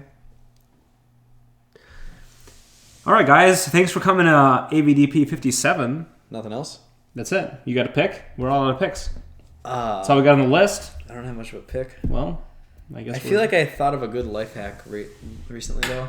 Did you see my video, life hack? I see all of them. I hope there wasn't a newest one. It's me doing a life hack rather than me reviewing life hacks. Oh yeah, the underwear one. Oh, that was fucking hilarious. I've lost to date, net loss, 250 subscribers because of that video. After that? Yeah, like damn. You can look on YouTube, it tells you your net gain or loss. And I've always been a net gain. Posted it. Just dip, net loss, like the last couple days. That was so funny. I love that. I thought that was fucking hilarious. People are just too fucking hetero to handle it. I guess. So if you didn't see my latest video, here's the trick. I'll tell you right now. If you're a girl and you listen to this podcast, hope you are. If you're a boy and you have a girl who you give some tips to, when they're putting on lingerie, tell them to put their underwear over the garter belts instead of under them, as is obvious to everybody who buys lingerie. Because then you can take them off and still wear all the rest of the stuff and not have to unbuckle and buckle a bunch of shit. Do you think you're ever going to come up with a life hack that doesn't have something to do with the order of the underwear? Like, in terms of what you put on top of I have done a lot of those, I guess. Well, I mean, only two. They were both underwear order related. They were, I guess. That's like what else is left? That's my thing, I guess. That's my thing. I like it. I mean, it made sense. It's great. I mean, it changed my life. I also love how, the reveal of it, I really cracked up as soon as you, stand up. And, it was very, very funny. So, yeah, check it out. Might be that safe at work. I don't know. Don't get too crazy. You want James Williams walking up behind you, seeing that video on your screen. That'd be weird. I feel like he probably wouldn't care about it. He'd be weirded out a little bit. Maybe. All right, guys. Thanks for coming. Give Malone a shout out. Give a comment. Says I like Malone. Period. From the Project Night podcast. I mean, that's where I'm from. Yeah, Malone is from the Project Night podcast, which is maybe a podcast. We can have a link or something. We should have a link. I think your podcast is. No one listens. I get 0 Facebook likes. You have it once every 8 months. Yes. So it's not really regular, but it's hilarious. And Malone's got my favorite podcast that I listen to, of all the podcasts. Oh, thank you. It's yours. I wish it was more frequent. I would listen to it every time. I was sort of laughing about it. So I'll link to that, Project Night Podcast. And you know where to tune in to listen to the AVD podcast. Can't believe there's been 57 of these. Right here. Can you believe it? It's a lot. I mean, I've only been on a handful, maybe 4 or 5, something like that. I've been on all of them. Mm-hmm. Never give up, never surrender. That's me. You should do the one that's just your animals. Just an hour and a half. They're stuck in a cage. That'd be pretty funny. Also, here's another question for you. Why no women ever on the podcast? It's always very sexist podcast. You're right. It's quite sexist. I mean, there's no. I'll tell you exactly why. You know why? Because no women would ever be on it. No, that's not. Well, the few women that I know nowadays, which is Emily. Would not ever be on it. Emily showed up once, and Yuri's girlfriend Chloe showed up once. So that's very small in the 57. But if I was friendly enough with any other women that I can invite them over to be on a podcast, that would be an issue for my relationship, probably. I would say. Like, who could I invite? Like, I can invite, your girlfriend Yolanda to be on a podcast, without you? That'd be weird, right? Should have a girlfriends only edition. It would. I mean, we should do that. That would be fun. It's just weird for me to invite girls over. I'm not friendly enough with enough girls at this point to because once you get married, this is a part of my deep-rooted issue is guys and girls are never friends. This is on tons of TV shows and movies, but it's fucking true. Guys are interested in girls sexually, period. Unless they're somehow totally prohibited by being, girlfriends or sisters. Guys aren't friends with girls in a level where, hey, come over and hang out. That's just not a thing. It's not a thing. You're making a face like you disagree, but fuck you. You're wrong if you think so. Even you know that. Every girl you're friends with is a girl that you are at least one time interested in sexually being in a relationship with. Name one that isn't. You know what I mean? Name one. Unless she's related to somebody in a weird political way. There's no random girl that's just your friend. It's just bullshit. Untrue. Untrue, actually. It is untrue? It's untrue. There's somebody you have that's just a friend of yours? There's multiple girls who I'm friends with who I did not and don't have any kind of a sexual interest towards. However, I think your point more is that if nobody had a boyfriend, nobody had a girlfriend, then what it would be like. I agree. I mean, I think, I'm attracted to, people I'm friends with, including girls. Right. So I guess what I'm saying is once you're married, which I am, then having relationships with girls becomes really kind of, I guess, I wouldn't want to say pointless because it's not like they're meaningless people without anything but a sexual attraction, but it becomes awkward, because every time if I spend a one-on-one time with a different girl, my wife needs to feel suspicious every time. So you ends up just kind of losing that. You're I'm not going to hang out with a girl, especially one that I was attracted to sexually, which now I no longer have a desire to pursue. And it's not like they're stupid otherwise. They're smart, great people that I'm friends with, and I talk to them on Facebook. But I'm not going to go out to coffee and invite them over because that makes it awkward for me in my relationship currently. Especially, it's maybe excusable if it's someone you've known, but it's it's kind of not allowed to make a new female friend. Straight up not allowed. That's not allowed. And more, I would probably feel the same way about my girlfriend if she's just, I just met some guy's great. I'm gonna go. Like, exactly. I'm like, oh really? Like, I would definitely think. Oh, I got a coworker who's really great. I'm gonna have lunch with him. No. Yeah, I mean, I would not really be. That would make me jealous. Yeah, for sure. Exactly. Straight up. Vice versa. So that's why I don't have girls on podcasts. Emily doesn't really want to do it that much, and that's all the girls I know at this point. Yeah. I mean, I'd love to have one on. If you want to bring your girlfriend Yolanda over to be on the podcast, I would be all for it. She's got a cute accent. She'd love to she'll love to hear you say that. That accent will fucking fly on the internet. She'd like to be on this sort of thing. Let her know. She's got an open invite to come be. So was Yuri's girlfriend Chloe on the podcast? She's been on the podcast for a second because we asked her. Just not for like a segment or not. It was one segment. The segment was, and you'll love this. If this was Tilson's theoretical, roofie your partner as a sex act. But knowingly for both partners. So, like, you would make an agreement with your girlfriend. That was his originally? I thought that was yours. No, it was definitely Tilson. I love it, but it was definitely his. But the question is, and we brought Chloe in, Yuri and Chloe talked about it, like, if they discussed one day, like, at a random time in the next 6 months, I'm going to roofie you and you're not going to know it, and then have sex with you while you're unconscious, would you agree to that with your boyfriend Yuri? And that was the question. And then vice versa, would Yuri agree to that with his girlfriend Chloe? And I don't remember how it went over, but that we had her on for that segment to kind of give the female perspective of like the whole date rape kind of consensual date rape sort of a fantasy. And she was on for that. And that's it. But it was a great segment. Follow back to, I don't know where it was. It was like episode 30 maybe. Something. I'm just really guessing, but there it is.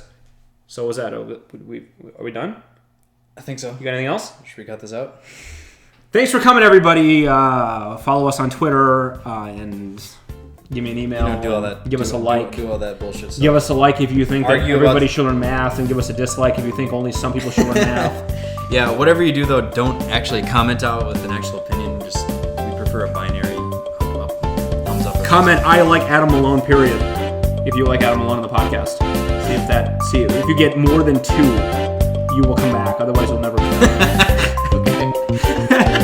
Thanks for coming.